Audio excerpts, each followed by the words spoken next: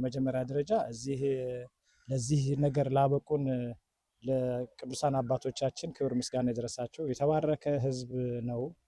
እኛ የጀመርነው ጉዞ መጀመሪያ ከቅዱስ ገብርኤል ነው። ሲያትል ከመካነ ብርሃን ቅዱስ ገብርኤል እዛ ያለ አባል ነው። ቴክኒካሊ በትራፊክ ፍሰቱ ምክንያት በትራፊክ መጨናነቅ ምክንያት ብዙ ሰው ከዚህ ከኖርዝ ወደዛ የሚሄድበት ነገር መንገድ በሚጨናነቅ ጊዜ አባቶች ታላቅ ምክር ከመንፈስ ቅዱስ ጋር ሆነው ይሄ ቦታ እንዲገዛ ተደረገ።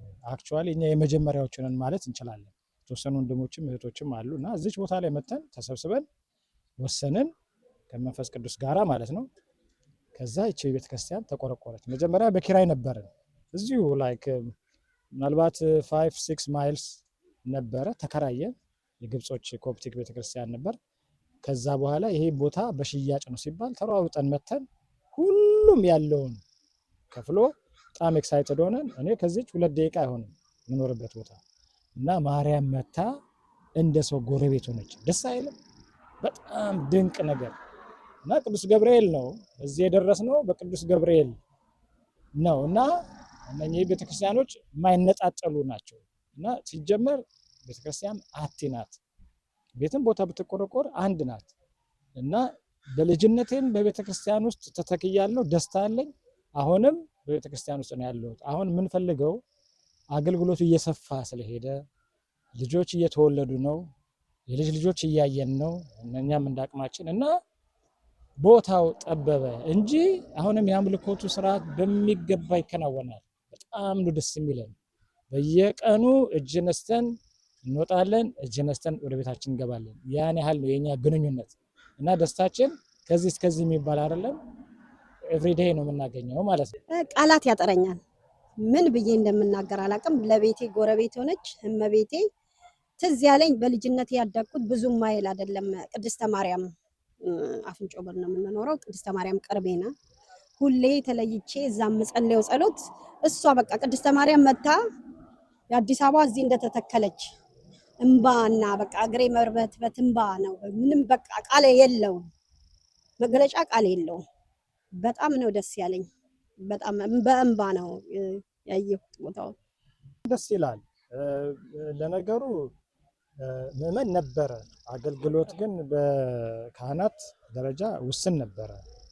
እንደውም በአንድ ወቅት ብፁዕ አባታችን አቡነ ማርቆስ ብቻቸውን የነበሩበት ጊዜ አስታውሳለሁ እና ከዛ በኋላ ነው እንግዲህ ሌሎች ካህናቶች እየተካኩ የመጡት እና ብዙ ነገር አሳልፈናል። ግን ምዕመኑ እንደነበር ነው። ቅድም እንደነገርኩ በትራንስፖርት ምክንያት ትራፊክ ፍሰቱ በሲያትል እየከበደ ስለሄደ ብዙ አባቶች ቢሃይንድ ሆኑብን። አሁን እንደውም ነፍሳቸውን ይማርና አባ ጋሻ ክሎግ ምንላቸው በጣም አባታችን ነበሩ። አሁን ከዚህ ዓለም በሞት ተለይተዋል። ሌሎች ልጆች አንጋፋ አባቶች አሉ እንደነጋሽ ይልማ እንደነጋሽ አይሉ አሉ አሁንም በህይወት አሉ። እነሱ ጸሎትና በጣም እየደከሙብን መንገድ ሊገቡ አልቻሉም ይሄን ትራፊክ በማየት እና እንዴት ነው ተብሎ ይሄ ምክር ተደረገና እዚህ በኖርዝ የምንኖር ሾርላይንን ጀምረህ ኤድመንድስ፣ ማውሌት ቴራስ፣ ሊንውድ እና እኛ በመጣን ጊዜ እዚህ ብዙ ሰው አልነበረም እርግጥ ግን ከዛ በኋላ መጣ ሰውና እስከ ይበረት ምንም ሄዷል አሁንና ይሄ ሁሉ ሰው ነበረ። ግን አገልግሎት ሰጪ ካህናት አሁንም እንፈልጋለን። ቤተክርስቲያኗ በደንበኛ ከተቋቋመች በኋላ አገልግሎቱ እየሰፋ ነው ሄደው። የሰንበት ትምህርት ቤት አለ፣ ለልጆች አማርኛ ትምህርት አለ። እንደዚህ የሚለው ነገር አሁንም ተሟልቷል ብዬ ለመናገር አልችልም፣ ግን ገና እየተሟላ ነው ያለው። ይሄን ቦታ ግን አሁን ዋናው ለዚህ እንደዚህ ጥናታዊ እኛም ኢንተርቪው የምንደረግበት ዓላማው ምንድን ነው? ቤተክርስቲያኗ ቦታ ገዝታለች። አሁን ሰው ተባብሮ ቦታ ገዝተናል በጣም በእግዚአብሔር ተአምር እና እዚህ ቦታ ላይ ህንፃ ቤተክርስቲያን ገንብተን የተፈለገውን አገልግሎት ለልጆች ትምህርት ቤት ኢትዮጵያዊነትን እንዲያውቁ ጥሩ ዜጎች እንዲሆኑ በሃይማኖት እንዲታነጹ ሰው እንዲፈሩ ሀገራቸውን እንዲወዱ ጥሩ ዜጋ ሆነው እንዲኖሩ ይሄ ቦታ ታላቅ ቦታ ነው። ሲጀመር ሰው ነው የእግዚአብሔር ህንፃ ቤተክርስቲያን ግን የሚያስፈልገን ምንድነው? ተጣቧል። አሁን እዚህ ምናልባት ከቀሪው ቪዲዮ ላይ ተመልካቾች ሊያዩትና ሊረዱ ይችላሉ። በየሳምንቱ በጣም ነው የሚጨናነቀው። ቅዳሜ ብትመጣ እዚህ ቅዳሴ የለም፣ ግን ለልጆች ትምህርት አማርኛ ትምህርትና የአብነት ተማሪዎች መዘምራን ልምምድ የሚያደርጉበት ይሄ ሁሉ ፓርኪንጉ አይታይም። በጣም ያስደስታል። ያ ከነበርንበት እንዳልከው ከነበርንበት አሁን ስናየው በየሳምንቱ በየወሩ ብዙ ሰው ነው የሚመጣው። አገልግሎት እዚህ የሚደረግበት የተባረከ ቦታ ነው። በጣም በጣም በጣም በጣም ታላቅ በረከት ያለበት ቦታ ነውና ይሄ ቦታ በኔ አስተያየት እኛም እድሜና ጤና ይስጠንና ተሰርቶ አይተነው ሳናረጅ በሞት ሳንጠራ ለማየት በጣም ጉጉት አለን እና እግዚአብሔር መልካም ፈቃድ ሆኖ ሰርተ ነው እንደምናየው ደግሞ እርግጠኛ ነኝ ይህ ህዝብ እንኳን ይሄንን ሌላም ይሰራል እና እግዚአብሔር ይጨመርበት። እግዚአብሔር እንግዲህ እሱ ካለ ይደግራል ማለት ነው። ጸሎት፣ መጀመሪያ ጸሎት፣ ሁሉም ባለበት በአቅሙ በቋንቋው በምኑ በሚያረገው በቃ ጸሎት ይጸልይ።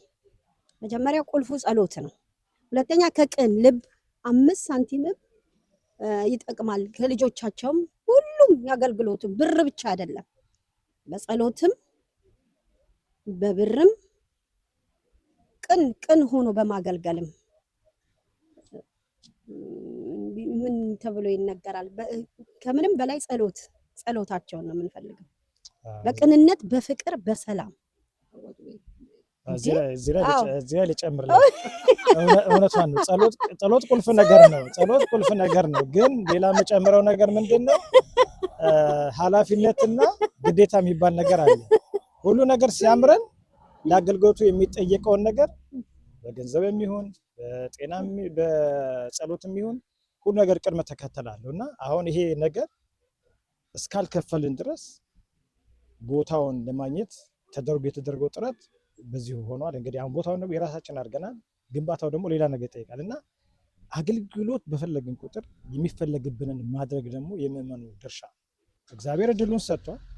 እኛ ደግሞ ማድረግ ያለብንን እንደ አባልነታችን አስራት በኩራት እያወጣን የሚፈለገው ነገር ላይ ተረባርበን ይህን ህንፃ ቤተክርስቲያን አቁመን ለሌሎች አህት ቤተክርስቲያን ለአጥቢያዎች ምሳሌዎች እንደምንሆን ግን እርግጠኛ ነኝ።